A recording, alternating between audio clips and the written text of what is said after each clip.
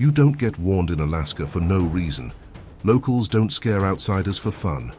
They lower their voice, they look past you, and they say something simple. Don't go out there alone. Not because of bears, not because of the cold, because of stories. Stories that don't make brochures, stories that aren't posted on signs. Stories that are only told when someone asks the wrong question. Out on the ice, along the shoreline, near abandoned structures, in whiteout storms where sound travels differently. Alaska doesn't advertise these stories, but the people who live there still remember them, and they still warn outsiders. Lock your doors, put your headphones on, pull your blanket tight, because out there in the north, not every warning is about weather.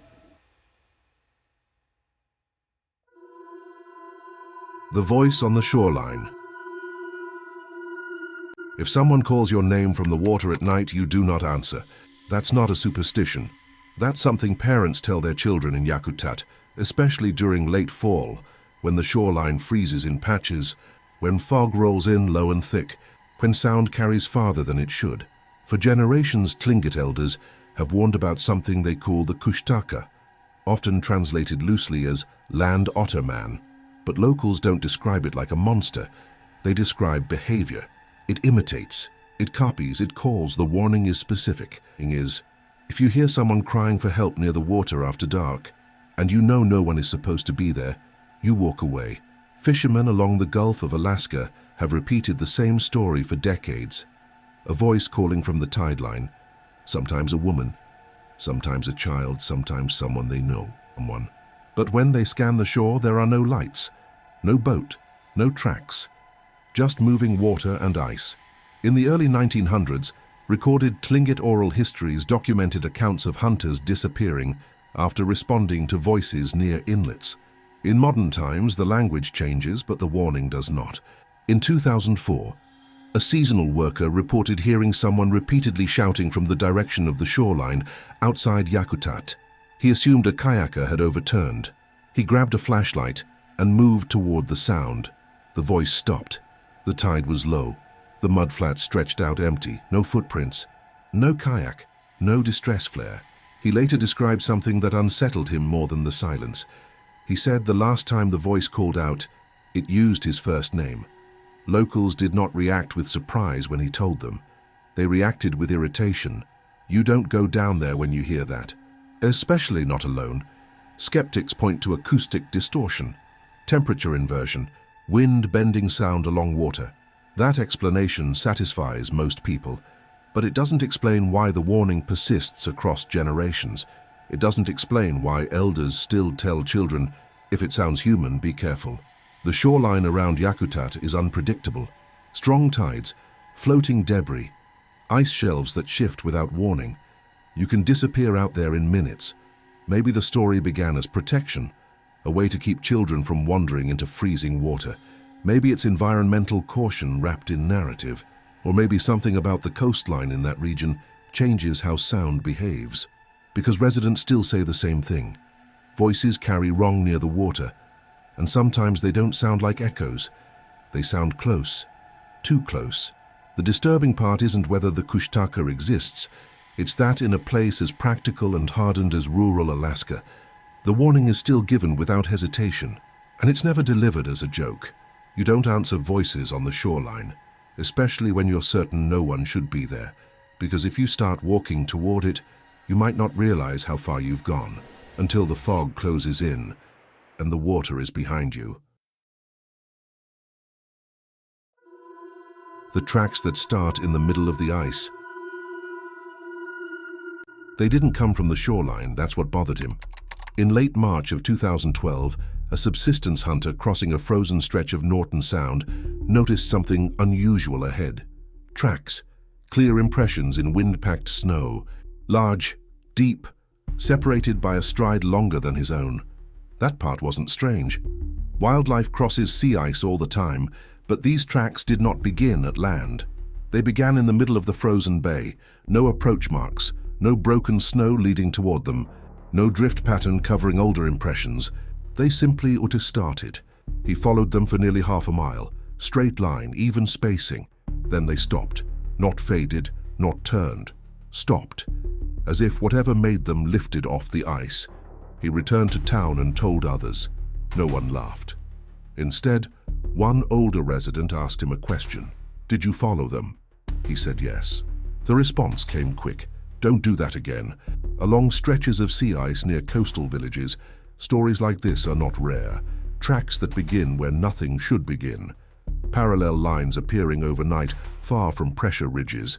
Indentations too deep for fox, too spaced for human.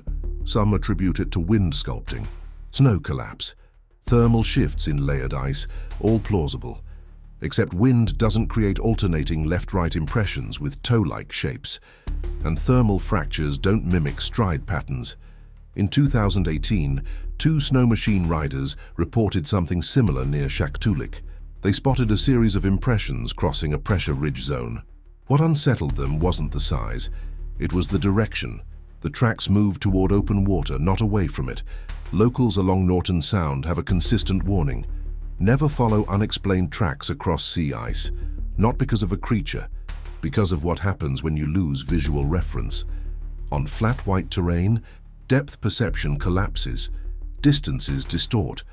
You can walk miles thinking you're going in a straight line. Some believe the tracks are simply misread snow deformation. Others say large seals can haul out in unusual ways, but the discomfort lingers in repetition. Every few winters someone sees them, and every time the same advice follows. Don't investigate, don't measure them, don't photograph too long, and don't follow. The sea ice in western Alaska is not stable ground. It shifts with tides beneath. Cracks open silently, moves inches at a time. If something were to appear out there far from land, you wouldn't hear it approach. The ice absorbs sound, it carries vibrations. Hunters who have spent decades on that surface say the ice talks. It booms, it snaps, it groans, but it doesn't make footprints. What makes this story persist isn't the mystery of origin. It's the consistency of reaction. No bravado, no jokes, just a quiet, firm warning. If you see tracks that begin where nothing should have walked, turn back. Because in that kind of open white, you can lose direction in minutes. And once you realize you've gone too far, there may be no shoreline in sight. The knocking beneath the ice during storms. It starts when the wind shifts, not the steady kind. The kind that comes in hard from the Bering Sea. Heavy, low, constant. During late winter storms in Kotzebue Sound, visibility collapses. Snow lifts from the surface and moves sideways. You can't see the horizon. You can barely see your own machine.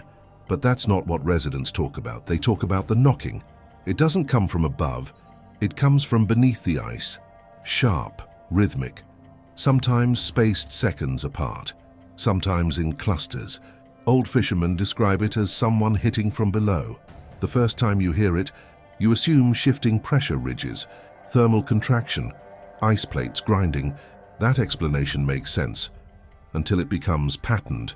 In 2009, during a March storm, 2 men securing fishing gear near shore reported distinct impacts under their boots. Not cracks spreading, not long fractures. Single, isolated strikes, directly beneath them. They moved toward land. The knocking followed for several seconds, then stopped. When they told elders, the reaction wasn't surprise, it was annoyance.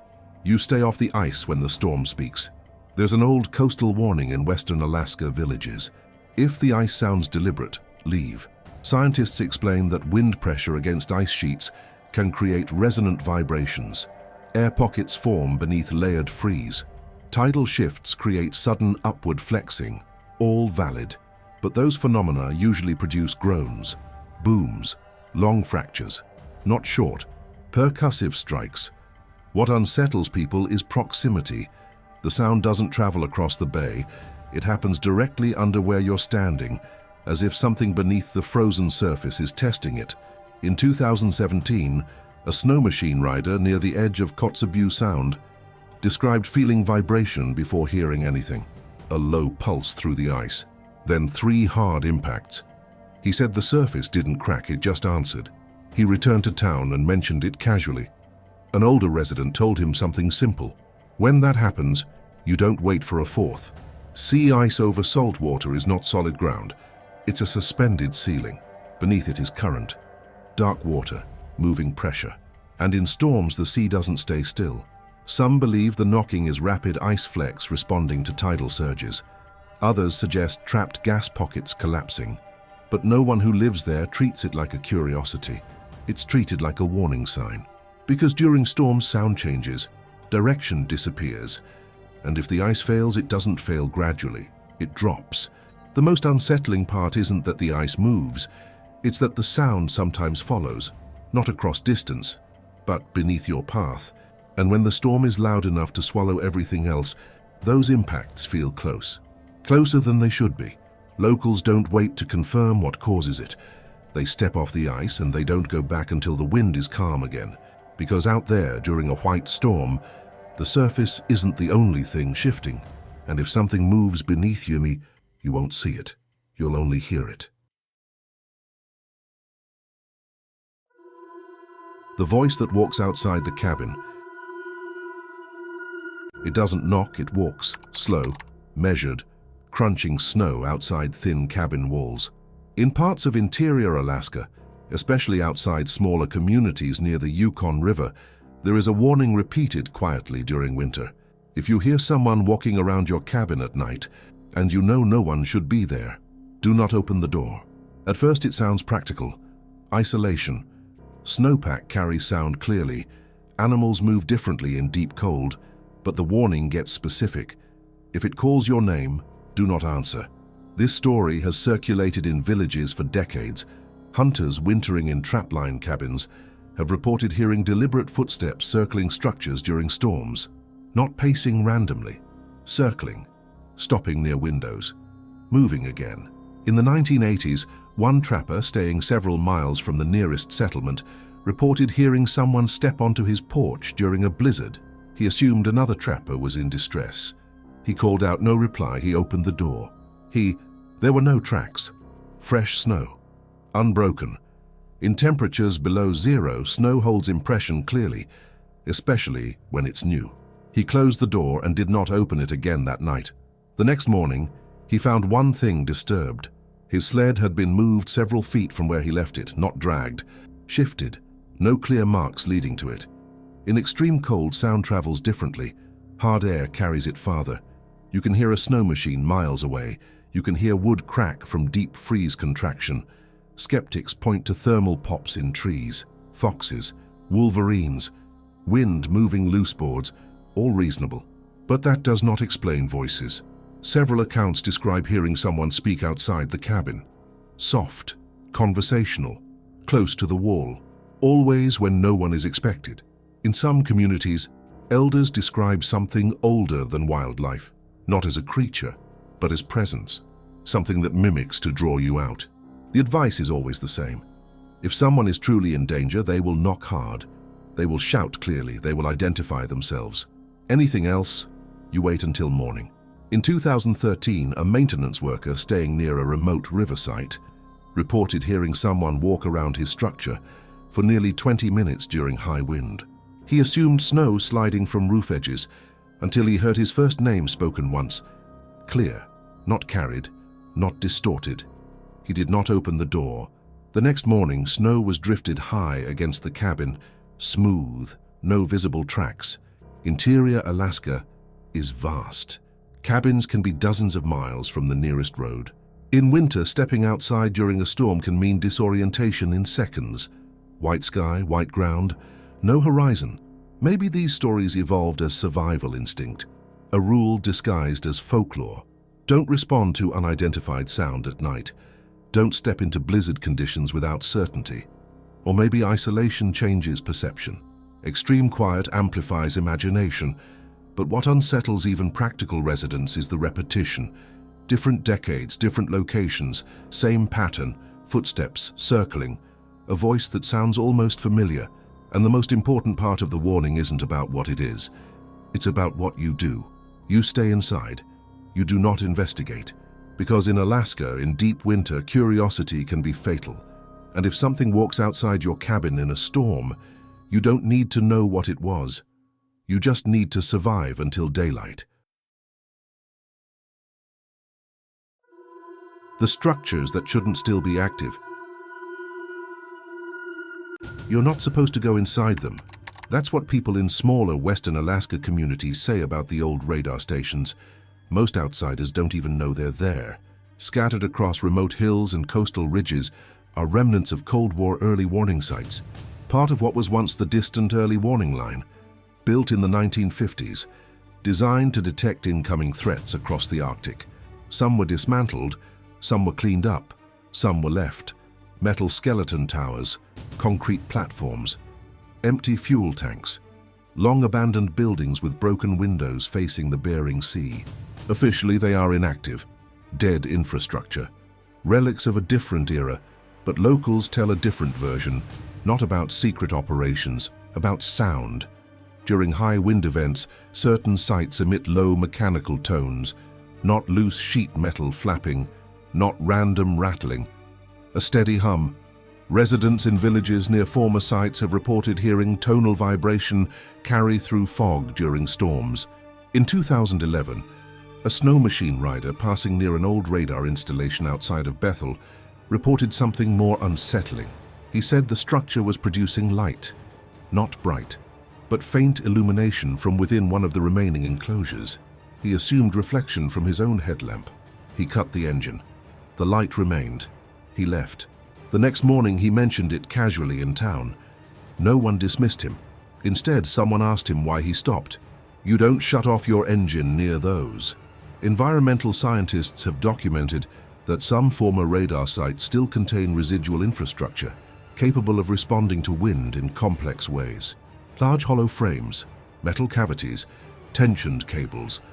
Under certain wind speeds, structures can resonate. Low-frequency vibration can feel like machinery, but the unsettling part is timing. Reports often coincide with storm systems moving across the Bering region. The hum begins before wind peaks, and sometimes stops while wind is still strong. In 2016, a survey crew mapping contamination near a decommissioned site noted unexplained electromagnetic interference in handheld equipment. It was later attributed to residual metal and unstable grounding in corroded infrastructure. A reasonable explanation. But the crew logged something else in their notes. They described cyclic tonal output inconsistent with loose material movement. Not dramatic, not classified, just odd. Locals don't frame it as government conspiracy. They frame it as common sense. Old sites aren't stable, they aren't safe, and when storms hit, those structures change. Metal expands and contracts in extreme cold. Wind finds hollow chambers. Cables vibrate under tension. Sound carries far in sub-zero air.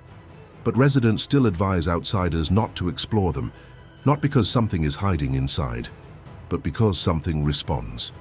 When the wind rises over tundra, there are no trees to break it. It moves unfiltered across miles of open ground, and when it hits abandoned radar frames built to amplify signal, it can turn them into instruments. Low, mechanical, persistent.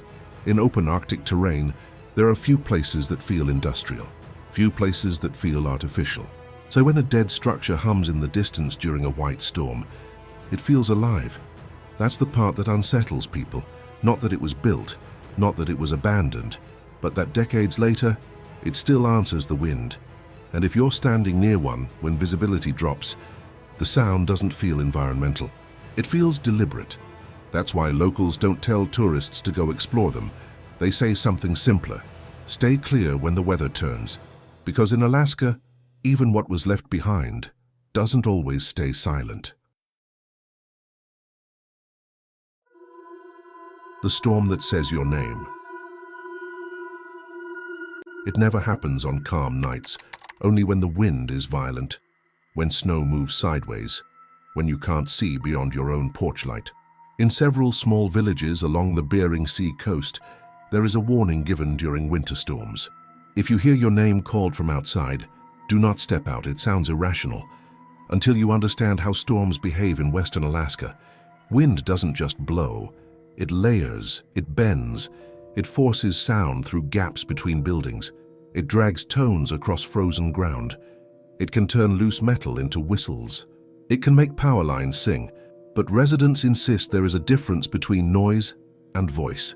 During severe whiteout conditions, multiple accounts describe hearing someone call clearly from outside homes, not shouted, not distorted, spoken, sometimes once, sometimes twice, always when visibility is zero. In 2014, during a heavy coastal blizzard near a small village outside Nome, a man reported hearing his sister call his name from beyond the snowdrift near his door. She lived 2 houses away. He opened the door halfway. White. Nothing else. He stepped outside. 2 steps. 3. He later admitted he could not see the outline of his own house anymore. He turned back immediately. The next day he told elders what happened. No one debated wind acoustics. No one suggested imagination. They said the same thing that has been said for decades. You don't answer storms.